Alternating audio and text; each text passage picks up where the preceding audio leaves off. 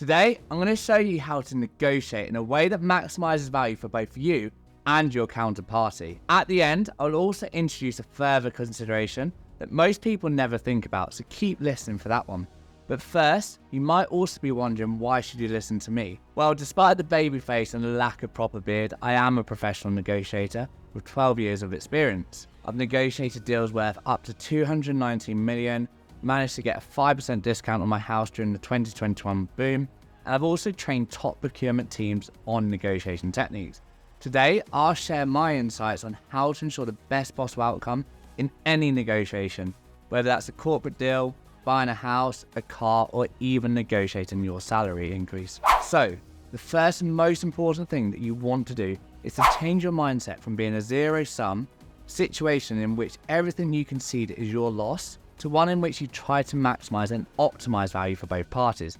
This way, you leave the situation with both sides happy and in a way that is likely to ensure a good and sustainable result for you both. You want it to feel like the negotiation is win-win. This is really important, especially if you negotiate a deal that is likely to be repeated again in a similar nature in the future, as you don't want to create any resentment or cause any potential issues in the future. Even buying a house, which you could argue is a one-off transaction, it's better to negotiate a deal that both parties are happy with. This way you limit the risk of having either party pulling out with a potential fee associated with that. With that said, when it comes to small barter in a gift shop, get the best possible deal you can, as this is essentially a zero-sum negotiation.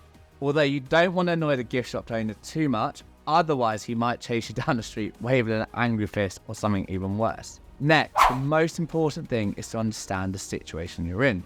Firstly, what are your needs and wants? What is absolutely essential for you to have? What is a nice to have, and what do you not really care about at all? In addition to this, think about what your other options do you have available to you. So this could be a less favorable alternative, or not even buying that item at all if you choose not to. Knowing your best alternative is often referred to as your BATNA, your best alternative to no offer. If you can't get a deal better than this in your current negotiation, you should always walk away. Then, think who your counterparty is. What do they want? What is their situation? Do you know their personality type? How they're likely to negotiate, etc. Once you know all this, it enables you to better understand what you can do to help them to meet their objectives, but also so you can meet yours. Remember, you should always try to leave a negotiation in a win-win position if you can. Think about what value you can create for both you and your counterparty. You can often create value for them by giving something away that is actually not that important for you, but is really important to them. Next, you want to gather as much data as possible and information to help you to create a negotiation position. Things such as comparable prices, alternative options, stats, etc. can help you when shaping your negotiation.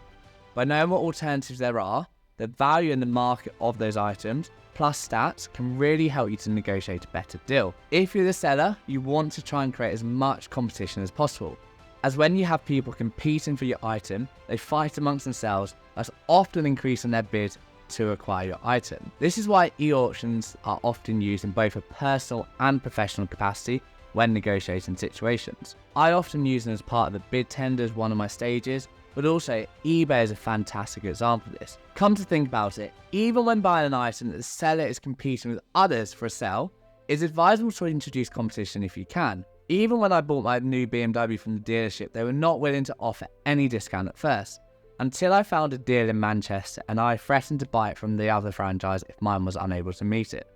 Lo and behold, my dealership was able to meet it and gave me a £4,000 discount back in 2021 when it was really hard to buy cars.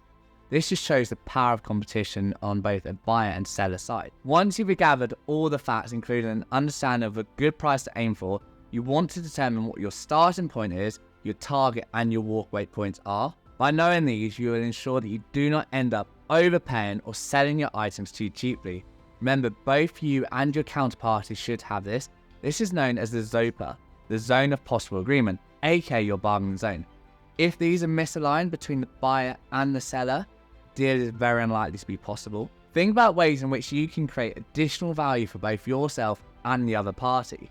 If things are cheap for you to give away, but add a lot of value for them, you should definitely leverage these to help you to obtain a better deal. Examples being offering free warranty, an additional small item, etc. Remember, the more information you have and the better prepared you are, the more confident you will be going into that negotiation. Up next is to determine your negotiating strategy. Based on how much leverage and data you have, you can apply different negotiation strategies to attain the optimal outcome. Firstly, for you, but also the other party. Remember, win-win. If you know the true value of your item, it's always good to make the first move when it comes to offering a price. If you can anchor this as close to the best case offer and it still falls within that ZOPA, then it's highly likely that you'll achieve a better outcome. It's important to remember that through every negotiation, you have different levels of power, aka leverage, based on how badly you either need to buy or sell that item. When determining your strategy, think about how you plan to open the negotiation, whether you can anchor that at extreme level, what information you're going to provide to them, what you're likely to concede and when, and how you plan to come across, whether that's friendly or hardball. In addition, think about how many rounds of negotiation you're willing to do, and also whether you can introduce competition for that other party. Once you've understood your starting target and walkaway points, plus your negotiating strategy, in your good position to craft your narrative. When thinking about your narrative, create a story around why your starting point is justified, how it's providing a good deal to your co-party. Remember, the more convincing the narrative is, the more likely you are to hit your target price or better. In addition to thinking about your narrative, think about the points that the other party will counter with and have rebuttals ready to counter their points. Think about how you're going to concede any items if you need to, and then also how you're going to sell how beneficial they are to the other party. Remember, the more compelling your narrative, the more powerful your negotiation strategy will be. Once you've prepared all of the points, now you're ready to enter into the negotiation. Before you get into the negotiation, try to build rapport if you can. People are often more willing to provide a good deal to someone that they trust or like. Once you commence the negotiation, start by providing a really compelling reason why the offer that you have and you're making is a good one for both parties. Talk about how it meets their needs and that your offer is based on a good understanding of a fair and reasonable price and also other options you have available. If you can, throw in data here to support your points. I find data really powerful in my negotiations. It's important to ensure that you communicate clearly and show a confident demeanor. If you need to, you can even try to practice your opening pitch. Throughout the negotiation, it's better to be an active listener and do less talking if you can, as the more the other person talks, the better insights you're likely to be able to gain from them. Understanding what they truly want, and it also helps you to build rapport. Nodding shows that you're engaged in the conversation. Throughout the negotiation, try to create value for both parties, as I've mentioned many times. Understanding what you both need and want, this will help you to create value rather than destroy it. Clearly communicate what you need and want, understand what they need and want, and then try to come up with a good solution for both parties. I always like to think about a negotiation as making a pie bigger rather than just splitting the pie down and it being zero sum. This was something that I actually learned when I was doing my MBA negotiation course. Listen to your co-party's points, defend or concede items as you deem appropriate. Although you should never give anything away for free if you can. When discussing with your co-party, try to listen for their key points, defend any items or concede items as you deem appropriate.